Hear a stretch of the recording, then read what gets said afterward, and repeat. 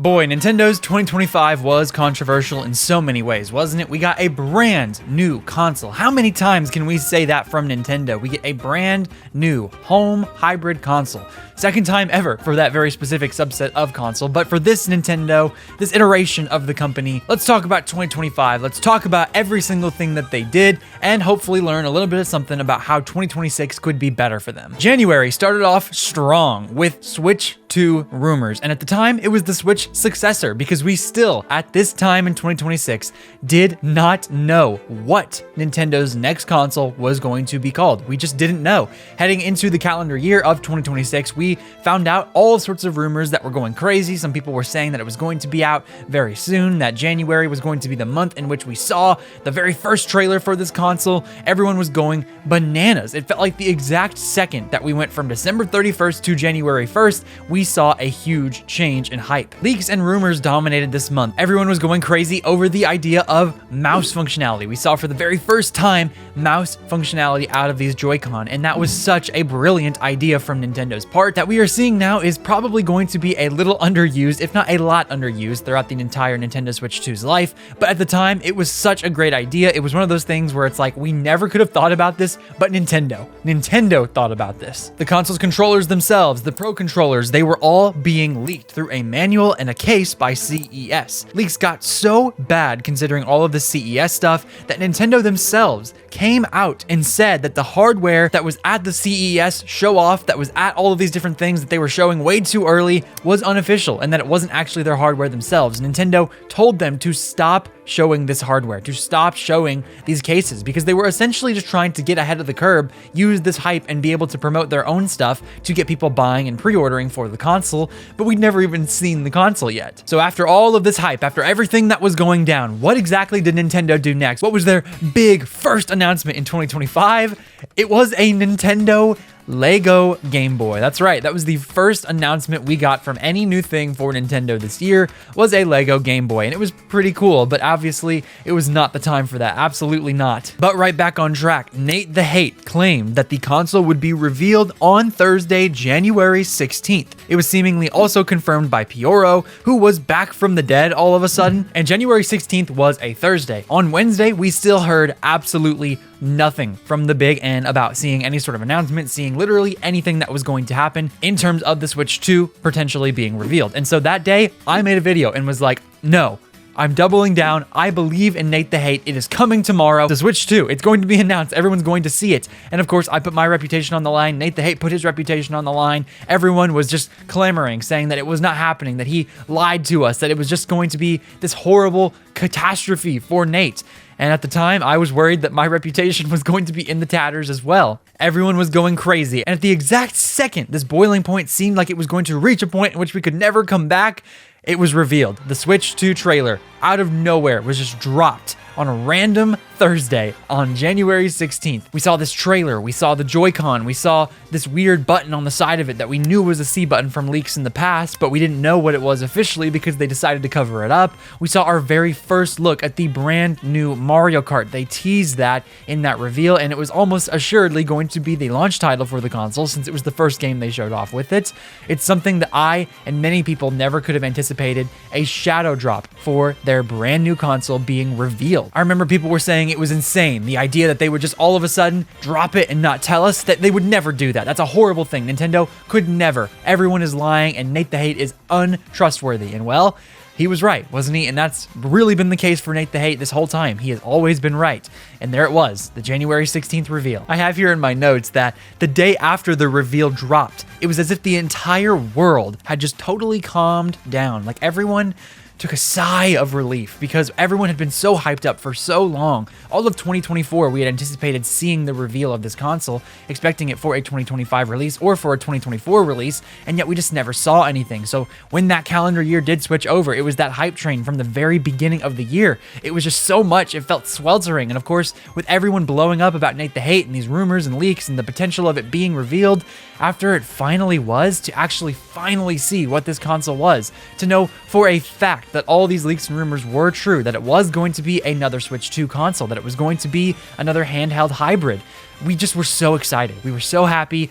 and we all took a breath to just relax. Because at the time, we truly didn't know. It was very much not a guarantee that we were going to get a Switch 2. They could have just totally done something different. They could have moved on to a different format of console, and that would have been a bad idea in my opinion, but for sure, we didn't know what it was going to be. So we all just caught our breaths, and as we did, Donkey Kong Country Returns HD came out in January, and that was their very first big game of the season. Donkey Kong was a great game because Country Returns is a great game. It was the return to that style of gameplay that people had wanted for Donkey Kong. It was a big return for Donkey Kong in general when it first released. And then, of course, we got Tropical Freeze, and then that came back on the Switch, and they kept porting things. So this game just felt extremely odd. It was at the time when we didn't know if Donkey Kong was really going to be dying or not. I made a big video on my channel talking about how I really thought the future of Donkey Kong wasn't very bright, and I also made one in the previous year talking about how it was just killing Donkey Kong, Nintendo was. And so to see a new Donkey Kong game felt really good for the community and was a very good hint as to what was coming later in the year. Overall, Returns HD was a good game because of course it is a great game. That was just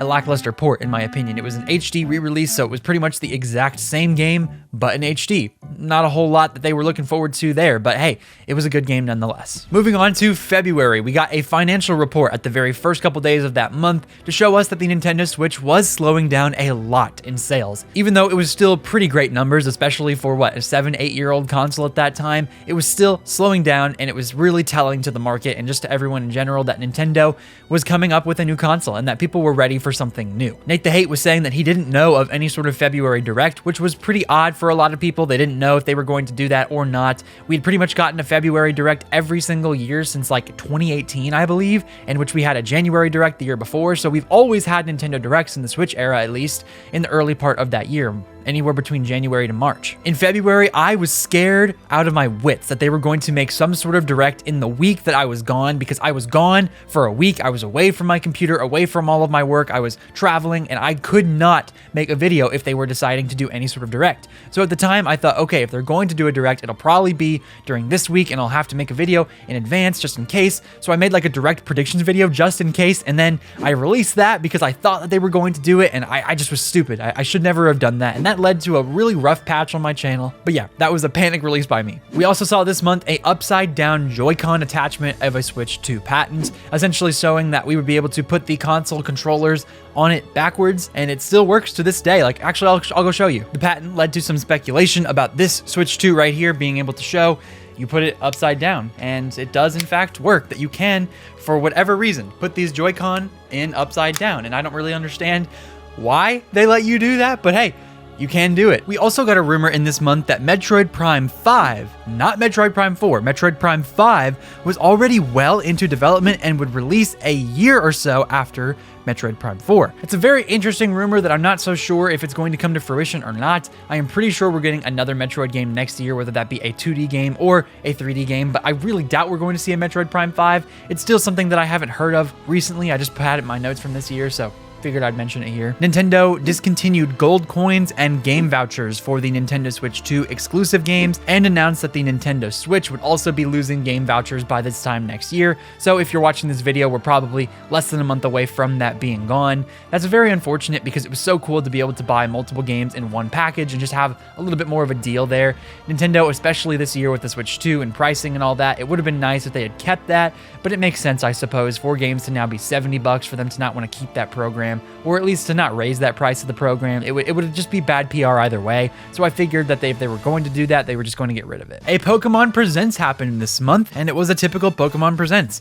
They announced a Pokemon Champions game, a new mobile stuff on Switch and Switch 2, gave us a look at Pokemon ZA. The discourse that followed was as toxic and unbearable as ever because Pokemon continues to cause some of the worst conversations in the industry, but I tried to stay away from that as much as I could. I am not at all a Pokemon fan, so that was unfortunate. Another interesting thing that happened in February was that Nintendo takes an old SNES soccer game called Super Soccer off of Nintendo Switch Online. It kind of made people talk about how the idea of a virtual console should still be considered from Nintendo and that it would be better than the NSO subscription, because with the subscription at any time they can just decide, yeah, actually we don't want that game on there and you can no longer play it ever again, and then they just remove it forever. Whereas with the virtual console, you spend a couple bucks on whatever old game you were going to buy, and then you had that game because you bought it and now you own it.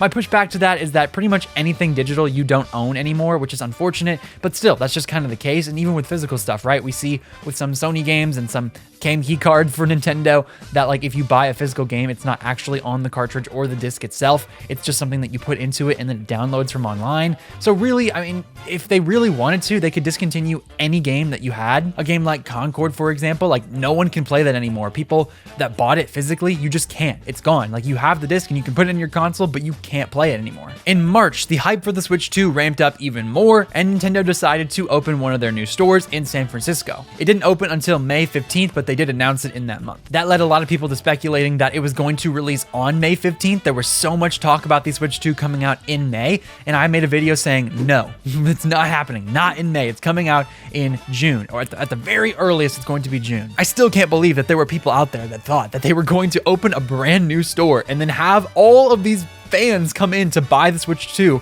on the very first day of that store's existence. Can you imagine being an employee at that Nintendo store and seeing all these waves of hungry people coming in for Switch 2s and not even knowing the layout of your own store? Like, that would have been diabolical. Now there's a Nintendo store in New York and California, so that's pretty cool for West and East Coast people. I'm still waiting for that Ohio store, Nintendo.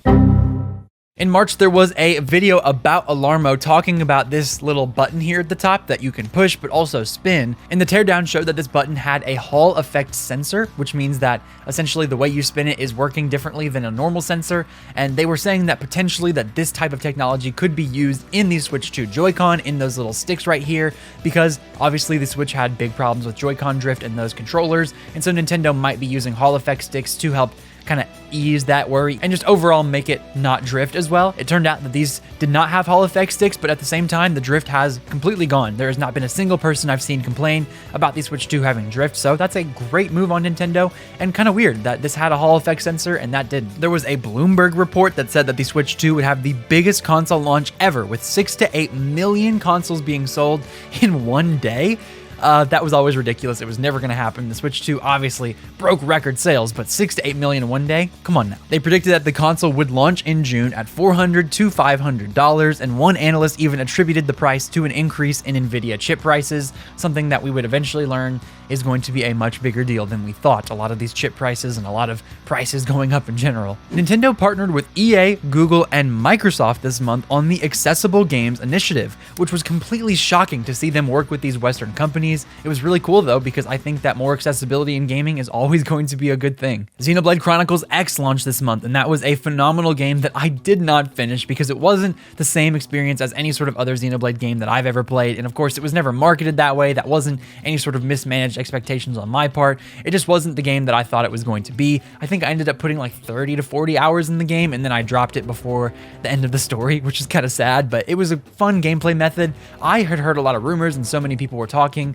about the data mine with Xenoblade Chronicles X, showing that it was capable of running 60 FPS from a dock output, and at the same time people were saying, oh, that definitely means that there's going to be some sort of Switch 2 upgrade or patch that's going to make it run better. And so when I was kind of on the fence about whether or not I wanted to finish it, in my mind I was thinking, well, in a month or two we're going to see the Switch 2, it's going to come out, and then I'm going to want to play this game again, and it's going to look better on the Switch 2, so I'll just wait. And here we are almost a year later, and the game did not get a patch or any sort of upgrade. So I guess I waited and missed the boat. I tried to get back into the game the other day, and I was like so out of it. I had not played it in so long. I was like, there's just no shot. I give up. I continue to be disappointed with how Xenoblade Chronicles sells. The series is just a masterpiece. Monolith Soft is one of the best studios that Nintendo works with, that they have internally, and I just wish that they sold better, because these games are phenomenal. It wasn't my cup of tea personally in terms of the narrative, but the gameplay was still extremely fun. That Xenoblade core formula is just incredible, and I just wish people would buy it more. Just when you thought that Alarmo was dead, they got 2 updates in the month of March. The first update came alongside of Mario Day and gave us an NES Super Mario Bros. Theme to fall asleep to and then also wake up with. It was a very cool addition. And then the second update, which was most important to me, gave you a sleepy sound upgrade to where you could just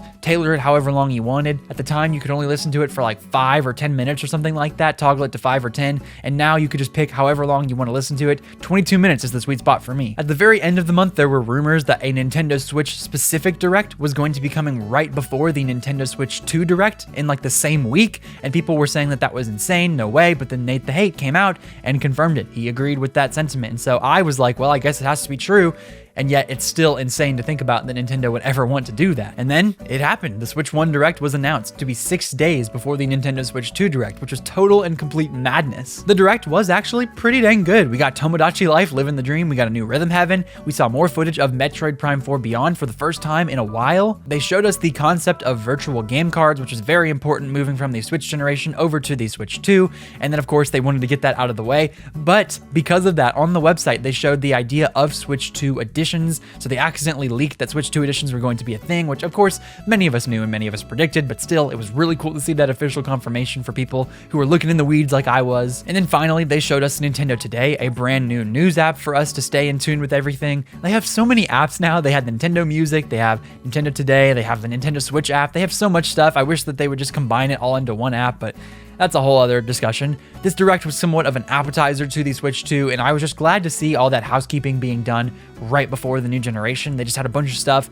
that they wanted to announce that wasn't necessarily related directly to the Switch 2, so they gave us all that in one Direct, and then boom, with the Switch 2 Direct, they were like, let's start fresh, start new, let's move forward in the new generation. And then, of course, the first day of Nintendo Today, it launched right after that Direct. It gave us the announcement for the Zelda movie release date, March 26th, 2027. And in my notes here, I even put, I guess I really do need to check this app every morning after all, haha. And guess what? There's not been an announcement since then that was worth literally anything. Then April came, the Nintendo Switch 2 Direct happened, and it was pretty solid, right? It showed us a bunch of new games for the year and a bunch of stuff coming in the future, but at the same time, they didn't give us really any huge games, right? We had Mario Kart World at the very beginning, which was a massive game, Donkey Kong Bonanza right at the very end, but it was an experimental new game in a series we had not seen a 3D game in over 20 years.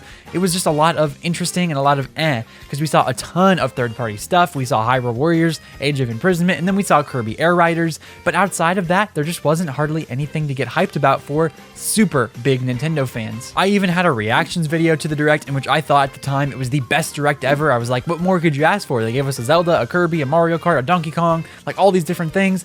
And then in retrospect, I think that was me getting caught up in the hype. It really wasn't as big of a Direct as I thought it was. I really tried to never get swept up in hype, to really just stay level-headed and just make sure that everything is objective, but that Direct, I just let myself get swept up in it. The price of the console was then revealed to be $450, $70 being the base price for most games, and $80 being for Mario Kart World. Well, at the same time, they didn't show us that in the Direct itself. They waited until after the Nintendo Direct to actually announce the price point for all of these games in this console. Misinformation went absolutely crazy because of this, because people were trying so hard to find answers, to find what these price points were going to look like, and people kept finding different things that were going to be different in different regions, right? So someone showed like $100 for a physical version of Mario Kart and $90 for a digital, because there was some weird discrepancy between regions, and so people thought that was USD, and it was a big mess. It was a catastrophe. There are probably still people to this day that believe that Mario Kart World is $100. It was horrible communication by Nintendo. Like, they truly could not have done anything worse for us, and I really think that screwed them over. It was a very bad start to the Switch generation. They really didn't need to hide that. I remember back in the Nintendo Switch generation, the very first reveal of this, like within the first 5 to 10 minutes, the first thing that they showed us was that it was going to be $300. And of course, people now look at that and say that that's very cheap, but at the time, there were still people complaining about the price point being way too high, being way too expensive, and in my personal opinion, $450 for the Switch 2, only $150 more for about 10 times the power. Yeah, that's a steal of a deal. But at the same time, people are always going to be upset when the price point isn't what they expected, and many people were saying that $400 was what they were thinking. Nintendo just did a horrible job with all of it. They didn't show us what they needed to show us. They spent a lot of time on that Direct showing us Game Chat and Game Share and all these features, and then Welcome Tour. Like, the first 20 minutes of this Direct was filled with nonsense. The pacing was off. They didn't show us a lot of first-party releases. It was just not a disaster of a Direct, but it just wasn't the best reveal of a console. It just wasn't what they thought it was going to be. Now, I understand there's so much behind the scenes that has to happen for you to reveal a console successfully, for you to go in depth on it, but the pricing, how are you going to forget to tell us about the pricing? Or maybe they just simply didn't forget. Maybe they didn't want to tell us. Maybe they went out of their way to hide it from us, as it felt like they did for many things. It was very unfortunate. I just don't understand why they decided to take that approach, and of course, it only led to them having a really rough year in terms of external PR and people's opinion of them. 2 days after the Nintendo Direct, there was a Nintendo Treehouse showing off a ton of the games that they had shown off in the Direct itself. And of course, the games looked pretty good. Like, it looked phenomenal compared to the Nintendo Switch, especially Mario Kart World. That game to this day still looks phenomenal. phenomenal. But in the chat, people were spamming, drop the price every day without fail. Like everyone was screaming, drop the price, drop the price. People were thinking that this was going to be some sort of 3DS happening all over again, in which that console failed at launch and it ended up being way too expensive. And so people dropped the price because people weren't buying it. And the second Nintendo dropped the price, people bought it. And I guess people were just thinking that maybe that they would listen to them. I don't know, but it didn't happen, obviously. But at the same time, it was just so much outrage. I'd never seen anything like it. And just when you thought it couldn't get worse for Nintendo, a few days later, the tariff situation with our administration here in the United States talking about inflicting tariffs upon all the other countries. Right after President Donald Trump got inaugurated in the early part of the year, he decided to do a bunch of these tariff things that were going to make things a lot more expensive in terms of external shipping and all these different factors. Nintendo announced that they were going to delay the pre-orders for the Nintendo Switch 2 to assess the tariff situation. And boy, was that a scary thought for so many people, because not only did they hide the price from us, right? Not only was it more expensive than people thought, not only was Mario Kart World $80 when they didn't explain why it was going to be $80 yet, they decided to assess the tariff situation to see if prices were going to change. People were enraged. And even if you want to say it's not their fault, right? Like, oh, the tariffs were out of their control, they could never have done anything about that. That's true, but at the same time, like, how worse timing could it have been for Nintendo? Any and all excitement, it seemed, was totally gone. People that were so excited, so hyped, had all-time high reputation for Nintendo, they just completely lost it. They lost all of it in the blink of an eye. And it felt like we were back in the Wii U days where, yes, people loved the games, people loved Nintendo, but no one was caring anymore, no one was buying. And yet, even though the Wii U was not repeated with the Nintendo Switch 2, the hate was worse than ever before. I don't think Nintendo has ever gone through anything like this ever. Nintendo eventually came back and showed us that they were not going to be raising the price of any games or the consoles themselves, but that they were going to be raising the price of the previously announced accessories. Most of this was just like $5 to $10 increases, which wasn't a huge deal, but at the same time, these accessories were already pretty dang expensive. And then later in the year, it was announced that they were going to be changing the price once more because of even more stuff, in which I'll get to that in a bit. But still, that was just crazy because now Joy-Con are $100 if you want new pairs of Joy-Con for your Switch 2, when at the time it was announced to be like, what, $80 to $85? Then on April 17th, Nintendo had a Mario Kart World dedicated direct in which it was only 15 minutes and showed us nothing new. I swear to you, it was seriously nothing new. They decided to show us everything that was already the same. They were showing us items that we've been using in Mario Kart for literally years, decades and decades upon decades. We knew about 24 Racers. We knew about a lot of these tracks. We knew about Knockout Tour. They just showed us a bunch of stuff that we really already knew, and that was so disappointing. Because at the time, Doug Bowser had come out and said, hey, it's a variable pricing, right? These games are going to be priced based upon their content, based upon what the game itself offers. And so we really thought at the time that Mario Kart World being $80 must mean, oh boy, there's a bunch of stuff that they haven't shown us yet, and wow, a whole new direct for it. And yet it showed us nothing, which made the anger go even higher. We're talking like Last of Us 2 levels, but way worse. And just on the heels of these tariffs, on the heels of these many different directs that we have had, oversaturation of news, and yet they didn't tell us a lot. It felt like they were hiding stuff, and just everything that was going on, this direct just felt like the slap in the face to us. And in retrospect, I can really see internally like what they must have been thinking. They were probably thinking to themselves like, oh, we're gonna get everyone hyped up. It's going to be a huge year. We're gonna start with a crazy reveal in January. Donkey Kong, we're gonna give them Xenoblade Chronicles. Then we're gonna have a big direct talking about Switch 1 stuff, wrap everything up about that generation in a nice, neat little bow. Give us Tomodachi Life, give us Rhythm Heaven, all these crazy things. Then a Switch 2 direct going into the details of the console itself, talking about what it can be, talking about the Welcome Tour and the new Mario Kart and all these different games. And then right after that, we're gonna give them a direct based entirely on the new Mario Kart game, and we're gonna get everyone hyped. But internally, I just wonder if all of the stuff that was happening all at the same time caused so much chaos, so much confusion, and just was too much for them to do. I think of every time that Kit and Krista has ever talked about being former employees at Nintendo, talking about the Nintendo Directs that they used to work with, and saying that having 2 Directs in a single week must have been crazy for them. I just can't imagine that by the time the Mario Kart World Direct came around, for anyone at Nintendo in America or anyone at Nintendo in Japan, that anyone had any gas left in the tank. It must have been completely empty. And of course, it was all announced to be released on June 5th. We only had about a month and a half to wait, but still, it was just insane to see how much was going wrong for Nintendo right before launch. I mean, this tariff stuff was so crazy that people were wondering if the pre-orders meant being delayed was going to delay the actual launch of the console itself. It was a disaster. It felt like a complete and total disaster, and yet Nintendo just kept chugging. They kept going, and of course, eventually, we got to June. And I am skipping over May because there's nothing in my notes for May and San Francisco. That Nintendo store released in May. It opened on May 15th, and that was pretty much all we got in May. So now to June. June 5th, Nintendo Switch 2, we got in our hands. And boy, let me tell you, for all the hate that this company was getting, for all the hate the console was getting, for the overpriced talks, the tariff situation, just everything that was going wrong, boy oh boy, did the hardware itself deliver. The Nintendo Switch was a great console. It was one of the best successes Nintendo has ever had. In my opinion, it is the peak of golden age for Nintendo. All these games that we got, the console itself being a revolution, leading the entire industry into more handheld thought processes, leading all these different companies to reevaluating how games were developed at their very core. Nintendo did so much good with the Nintendo Switch, but something that was a big side effect of the Switch's release and that timing of it was that the console itself was not polished. It was not buttoned up in the way that most Nintendo consoles usually are.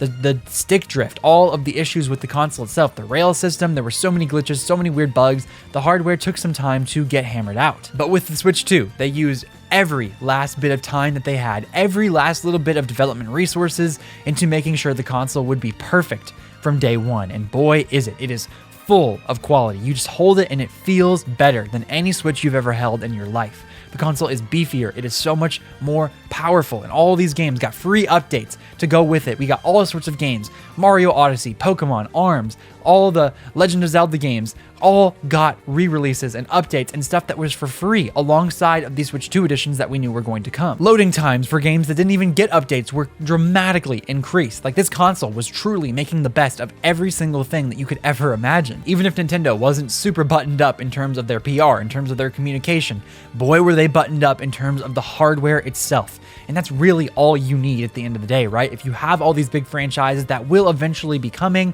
just make sure the hardware is there day one. And for $450, 450 bucks for this thing right here, this console, I'm telling you right now, the Nintendo Switch 2, it's worth every penny. The Nintendo Switch 2 launched with Mario Kart World, Nintendo Switch 2 Welcome Tour, and of course, all of those free upgrades from first-party games. At the time, I declared this the best console of all time, and honestly, I think it has the capabilities to still be that. I don't think I was overhyping it because I personally believe that the Nintendo Switch was the best console ever, and so this was essentially just a bigger, better Switch. So how could I not say it's the new best thing? Mario Kart World, in my opinion, is the best Mario Kart ever. I love Mario Kart World. Now, of course, the content was a little bit lacking for a lot of people. People were saying it wasn't better than 8 Deluxe because 8 Deluxe has like 96 tracks, but that took forever for them to accumulate all of those tracks on 8 Deluxe. This game will eventually get more updates. Mario Kart World will get even more characters, even more courses. Like, all of this polish of this Mario Kart World game will be seen in a better light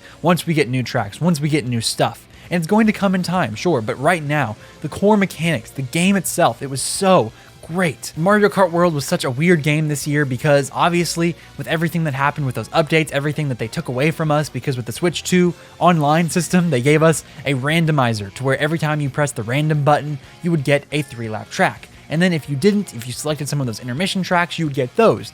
People liked the intermission tracks somewhat. They were a little bit boring. People didn't like them as much as they liked the 3-lap tracks, but they were decent to kind of spruce up the experience. But most people, the majority of people, were very much picking random every single time to guarantee themselves a 3-lap track. Nintendo updated the game and made it to where random no longer even gave you a 3-lap track. They decided to say, you only get to play this game the way we want you to play it. And it was sad. It was pretty awful for Nintendo to do that. And some of my most popular videos on this channel was me condemning this whole thing. Me saying that this is a bad decision for Nintendo, that the intermissions are not better. And even though they have grown on me even more because even more updates came out, Nintendo kind of retroactively fixed it a little bit more, made some of those intermission tracks even more interesting, changed the layout of them themselves, made it to where it was more frequent to get 3-lap tracks, it's still a big problem for Nintendo to not be listening to the fans in the fullest of ways that they could. So Mario Kart World launched and it was a pretty great game. In my opinion, it was amazing. Then they changed the online system, really made people even more mad at the game for it being $80 and you can't even play the way you want to play it online.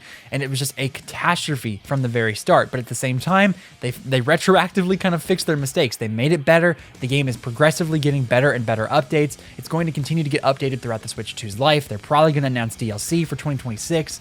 I can't wait to see more about Mario Kart World, but boy, was it not the launch title that they were expecting and hoping for. Switch 2 Welcome Tour was fine. It was a pack-in game that wasn't a pack-in game, and so people were mad about that. They had to pay $10 for a game that very much felt like a pack-in game. It was showing you basically everything about the console itself. It felt like a digital manual that was not included with the console itself. And so, of course, $10 isn't that big of a deal. I do not think it's that bad. It's pretty cheap for something like that, but still, it felt like a slap in the face to people who were still saying that the prices were way too much. Could they not give us something like this for free? Could they not throw us a bone? Then also, launching alongside of all these other games that we got Breath of the Wild and Tears of the Kingdom Switch 2 editions. Two games that are now at 4K 60 FPS and run better than ever. The game's loading times are better. They added some smartphone features. The games look even better than ever. And if you wanted to upgrade, which most people had Switches, got Switch 2s, had Breath of the Wild, had Tears of the Kingdom, you only had to pay about $10 a pop to get both of those games upgraded to their full capacity. But the big problem with those games, right? There was just so much wrong. Nintendo didn't include the DLC for Breath of the Wild with this, so if you had that DLC in the past, like I did and so many people with Breath of the Wild did, you were going to have to re-buy it if you wanted to buy this experience. Now, that's not a big deal for people who already had this game, already had the DLC, because the upgrade did in fact include all of that DLC in terms of it being updated to the best graphical format.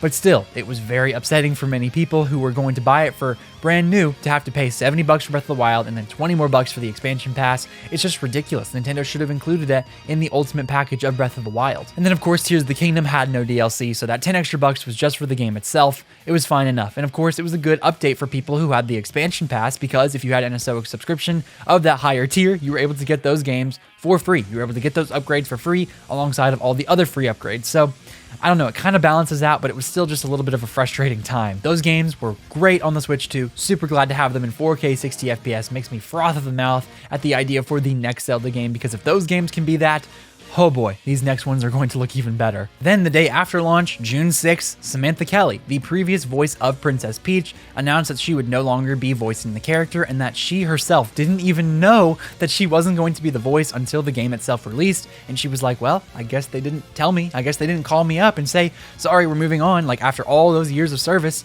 they did nothing for her. And it just was more and more awful things that Nintendo just couldn't seem to wrap their heads around how to do it properly. It felt like every little thing that Nintendo has ever done wrong was coming to light in this month. It was coming to light in this whole few month period of them talking about the new console and releasing it, and it was just a huge catastrophe in so many ways. Then later in June, on the 18th, Donkey Kong Bonanza got a Nintendo Direct, and boy, was it a breath of fresh air. Every single thing about this game looked amazing. It superseded every single person's expectations. It looked like it was going to be the best Donkey Kong game ever, an amazing experience for everyone to huddle around and say, yes, this is the next generation. This is why we love Nintendo. This is why the Switch 2 is worth buying. This is it. Donkey Kong Bonanza. It revealed Pauline was going to be in the game, even though that was kind of already leaked a little bit earlier in the year. But still, we were so excited to see this game, and it was a perfect Direct that really showed us why Mario Kart World should never have gotten a Direct, because this game had so much hiding from us that they showed us off a ton of new content,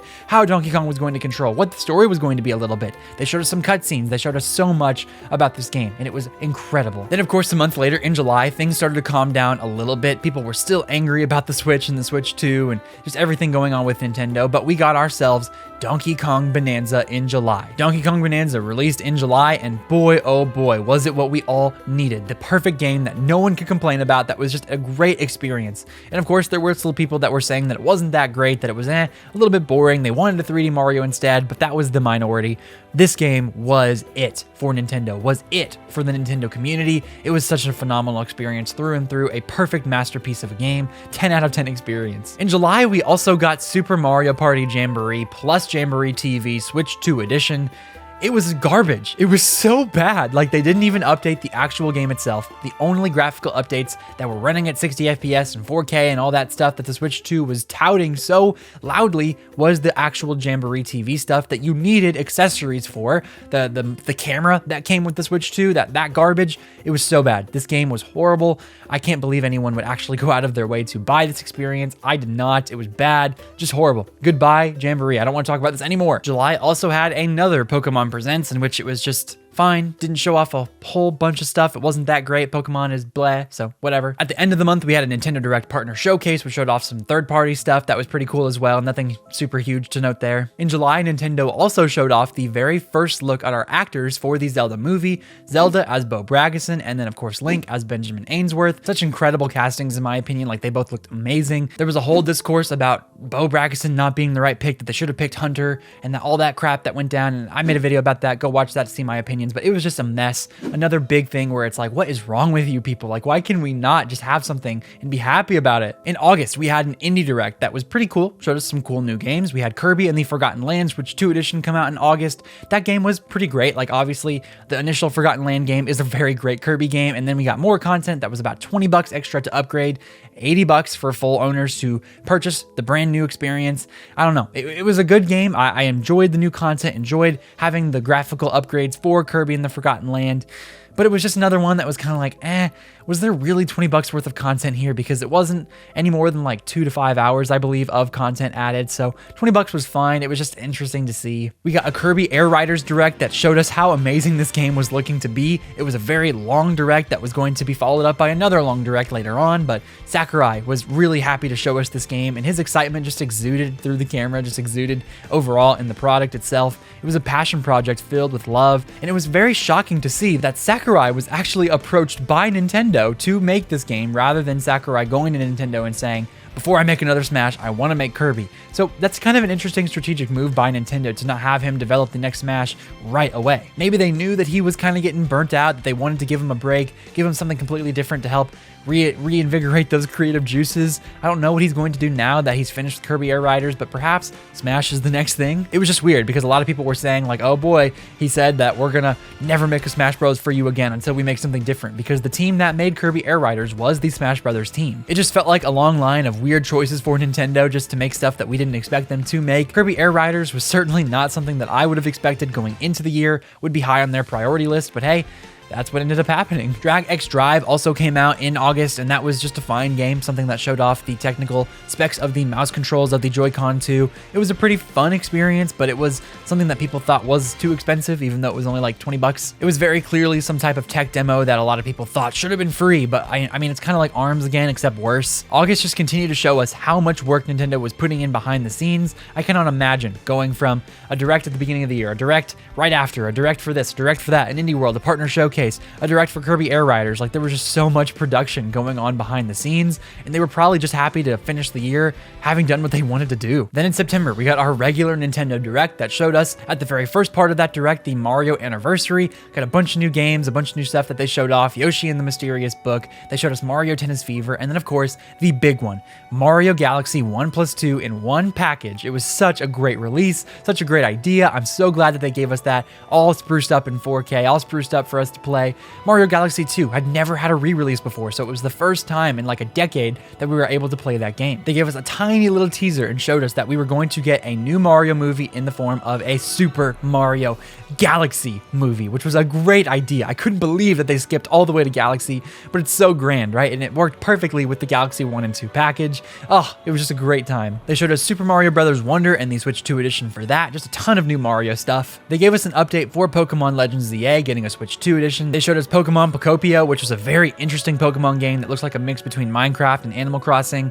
It looks a little bit on the low budget side, but it looks very interesting. I decided I might try to pick that up. It's probably going to be my first ever Pokemon game, but I don't know, man. We're getting a lot of games here early 2026, and I'm kind of wondering if I'm going to skip this one too now, especially for it to just be $70 full. It feels like it should be $50 to $40, and they're charging $70 for it. I just don't know if I have the money for that. Then they showed us the Virtual Boy, that they were going to re-release like the actual Virtual Boy glasses themselves, and of course you could just play the the games without it and have like a little cardboard cutout, but still, it was really cool to see them add that to the NSO expansion pass. Then the final two announcements to end the show. Resident Evil Requiem is coming day and date on the Switch 2 and is getting amiibo and is getting a Pro Controller and is getting all this cool stuff. Capcom is really pushing all of this amazing stuff for Nintendo. And then to end the direct, Fire Emblem Fortune's Weave, which was just like, oh my goodness, people already have such a bad perception of Nintendo right now. For them to go with the franchise that is very beloved by many people, but is also something that people, like the core Nintendo fans, especially from the Smash community, just don't see Fire Emblem very highly. It's very unfortunate for them to end that, but still, I love that release. I love Fire Emblem. I loved Three Houses, and I hope to get back into it with Fortune's Weave. The game looks great. I can't wait to play it, but still, wow, it felt a little bit tone deaf, didn't it? That led me to make a video in which I said that Nintendo fans hate Nintendo games because we've been getting a lot of Nintendo first-party exclusives just from smaller franchises. And of course, right now, I am a little bit tired of the concept of us lacking in big games because I do think we are getting plenty of good content, but I do understand people saying that we're not getting any system sellers. Mario Kart is really the only classic system seller that they have right now. Bonanza was a great game, but Donkey Kong doesn't push systems like that. Fire Emblem sure as heck isn't going to push that. They really need like a 3D Mario, a 3D Zelda, a Smash, like an Animal Crossing, something like that, to really get those Switch sales going. But still, they sold pretty well, didn't they? We also got Donkey Kong DLC that gave us DK Island and the Emerald Rush. It was like $25, which was something that people were so upset about. More content that should have been in the game itself from launch, right? DK Island kind of felt reminiscent to Mushroom Kingdom back with Mario Odyssey. So people were just upset that it wasn't in the game itself. And the perfect game that we had, the perfect unadulterated Switch 2 release, was finally messed up. It got DLC and people were mad about it. So now Bonanza has something else that people can be upset about. And we look back and there's not a single game that everyone can say, yeah, this was the perfect experience for the Switch 2 that had no one upset at it. In the direct, we also saw Metroid Prime 4 one more time. We saw the introduction of Viola and we saw the desert area, and it started to get a lot of Metroid fans a little bit scared of like, what is this? Why are we having a little bit of an open zone area here? Like, I don't know, and it just didn't really lead to a lot of people feeling very happy. Overall, I thought the direct was pretty good, right? We got a ton of great new Mario stuff, which is really big games, right? We got Mario Galaxy 1 and 2, some phenomenal re-releases there, even though people were mad about that being $70. We got a bunch of new stuff that I think most people are going to be happy with, just nothing massive, right? And that's something that the Nintendo Switch really got out of the way from the very start, right? We had Breath of the Wild and Mario Odyssey and Xenoblade Chronicles 2, these massive open world experiences, these massive games from big franchises, Mario Kart, Mario Odyssey, Breath of the Wild, like these big games. And now with the Switch 2, we don't really have a lot of things to compare it to other than Mario Kart, and there's just not a lot of things that people are very excited about right now. So sure, the Switch 2 is a great console, got some great games, but the big game problem is still kind of there. And it was disappointing for a lot of people to see that this direct didn't announce any like massive games, because that meant we were going to have to wait until 2026 practically to see any hint of something like that. It was just unfortunate for some people. But at the same time, it was still a great direct. A lot of people enjoyed it. I certainly enjoyed it. Had some great games to play this year, and I truly can't complain. October started us off strong with the Super Mario Galaxy 1+2 game. Sure, it was $70, but it's for two classic games that are now up to modern standards, especially for Galaxy 2. Those games are just still as great as they ever have been. I love them so much. Some of the best games ever made. Mario Galaxy 2, in my opinion, is the best 3D Mario that they've ever made. So it was just great. A great experience. Perfect release. August also saw the release of Chibi Robo on the NSO expansion pass for those GameCube games that we saw earlier in the Nintendo Direct for April, showing us off that GameCube would be on the Nintendo Switch 2 as part of the expansion pass. It was really cool to see Chibi Robo come back, because a lot of people were saying that it was a dead franchise, that it was never going to get another game again, that it lost its chance. So it was just really nice to see. Then towards the end of the month, we got Luigi's Mansion on GameCube as well. That was a phenomenal release. I got a GameCube controller just for that, just to play these games. Great time. Then also towards the beginning of October, we got the Close to You video, which was the very first look at Nintendo Pictures, what works that they were doing, and at the time, we had no idea what was going on, because it was very first released on Nintendo, on their YouTube channel, and then on the Nintendo Today app to show off like something, and we didn't know what it was going to be. It was this weird baby rolling around the room with some different blocks coming around, and we were like, what in the world is this? Then like a week or two later, they showed off a new video in which it was Pikmin the whole time, like doing these weird little things, moving the stuff around. It was just such an odd way way for them to market this. And then they released the initial video on Twitter, on YouTube, and showed off all this different stuff. Then the next day, they released the actual new video on Nintendo Today with the Pikmin stuff, and so you couldn't actually see it anywhere, and it kept getting copyright striked everywhere, so it was such an odd thing for them to do. All for nothing, really. It didn't even show us anything other than this is what Nintendo Pictures is capable of doing. Are they going to be making shorts? Are they going to be making actual shows, movies? Like, what was the purpose of this? Why would you do that? Was it just like a trial run, a tech demo? It was so weird. But of course, it was weird and it was Pikmin, right? So Miyamoto had to have his little claws in this somewhere. October also saw the release of Pokemon Legends ZA, just another Pokemon game that was very controversial from start to finish. I heard it was a fine enough game that people really enjoyed it to some extent, but most of the time it was just people complaining, saying the graphics weren't that good, the story wasn't that good, Pokemon Company, Game Freak just being extremely lazy over and over and over again. There's tons of bugs, tons of problems. Not as bad as Scarlet and Violet for sure. Like most of the time it was very functional, but all over my timeline was just Nintendo and Pokemon being slandered. In November, we got Hyrule Warriors Age of Imprisonment, where my review is coming very soon. I am in the editing process of that. In fact, it's probably out by the time that this video comes up, so go check that video out for my thoughts on it. But it's a phenomenal game. In my opinion, it's one of the S-tier games of the year. It was a really great way to revisit this world one last time, hopefully, and see that Zelda and Sonia and Rauru and just all that storyline finally be kind of put together, because in Tears of the Kingdom, they showed us a little bit of what happened, but not all of it by any means. This game was just another great excuse to get back into the Warrior style, back into this gameplay. I just loved every second of it. Technically, it's the first Zelda game on the system, and then Aonuma came out and talked about how they wish that they were the first ones to make a Zelda game on the console, but how much fun that they had making it with Koei Tecmo and really just having so much inspiration and some great creative thoughts and how this game could actually influence the future of Zelda. Then in December, we got Metroid Prime 4 Beyond. The game has really been mixed for a lot of people. Some people say that it is one of the best Metroid games ever. A lot of people are saying that it was just a little bit too filtered down by the NPCs and Miles McKenzie and just all these different people. Then of course the desert area felt a little bit empty to a lot of people. Overall, the game was pretty good in my opinion. My review will be coming on that relatively soon. I've seen some people like Beat 'em Up say that it wasn't even a Metroid game, that it felt much more like Metroid Other M than Metroid Prime, which in my opinion is just kind of crazy, but still, a lot of people were just unhappy with this experience, which is so sad to see after it being a 2017 announcement, delayed so many times, redone, like totally scrapped, canceled, and now here we are. We finally got it in 2025, and it just wasn't that great of an experience. It didn't deliver on the hype that it had. After all that waiting, after everything that it went through, all of a sudden, it just was another Metroid game that came and went, and people were a little bit upset at it. No one praised it like all the other series seems to get, and it was just fine, and that just really sucks for Nintendo and for Metroid fans. Of course, this game also released on the Nintendo Switch, so it wasn't even a Switch 2 exclusive, but the Switch 2 made great capabilities of that console. It looks so good on it. You have the option to either put it at 120 FPS and then 1080 and then 4K at 60 FPS, but still, those options were great. You can have the mouse controls to do that mouse functionality, which is pretty easy to use. They showed off how like you should be able to use the mouse controls on your lap itself, but I found that to be wildly uncomfortable. If I was ever going to use the mouse functionality, it would either be at some sort of desk or playing on tabletop mode. Overall, it was a pretty great experience, great game, good use of the Switch 2 hardware, but a little bit disappointing overall. Then to kind of round out the year, we had Wario World in the middle of December. It released on NSO on the expansion pass for GameCube. It was a great game. They released a really cool trailer alongside of it that made it feel super epic, and people were like, wow, okay, let's go Nintendo with Wario World there. And wow, after an hour and 20 minutes of me recording this, that's Nintendo 2025. That was practically every single thing from my notes, from everything I looked at that happened in Nintendo. So overall, if we were to look at 2025 and say, how did they do? What was the year like? Well, I would say that overall, Nintendo messed up. They messed up pretty big. Like, they did not do everything that they could have to make this year the smashing success that they would hoped it had been. The Switch 2 at this time of recording has sold over 10 million consoles and over 20 million games already. Mario Kart World being one of them that has over, what, 8 million? No, 9 million, 9.5 million. So almost a 1-to-1 ratio with the Switch 2. That's absurd. Donkey Kong Bonanza sold like 3.49 million at the time of the last financial update. It's going to be even crazier numbers the next time. Like, the success is definitely there in terms of the sales, but at the same time, they're making the actual community mad. Like, they're not doing a lot of things that are making people super excited about everything. They had such great momentum built from the Switch era, had such great PR. Everyone loved them. Everyone loved Nintendo. And then moving into the Switch 2 generation, I feel like they kind of fumbled a lot of that goodwill. They priced things very expensively.